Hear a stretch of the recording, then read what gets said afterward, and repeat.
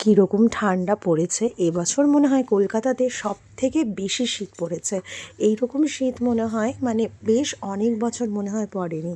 এখানে আজকে লাঞ্চ মেনুটা শেয়ার করছি তোমাদের সঙ্গে।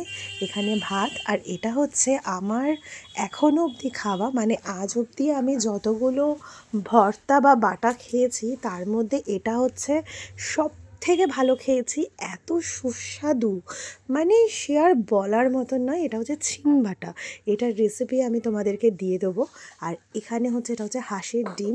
হাঁসের ডিম তো শীতকালে দারুণ লাগে খেতে। সত্যি কথা বলতে কি, গরমকালে হাঁসের ডিমগুলোর মধ্যে একটুখানি কীরকম একটা কীরকম গন্ধ গন্ধ থাকে, দেখবে ভালো লাগে না খুব একটা খেতে। কিন্তু শীতকালের হাঁসের ডিমগুলো কিন্তু একটু গন্ধ তো থাকেই না, এবং খেতে ভীষণ ভালো লাগে।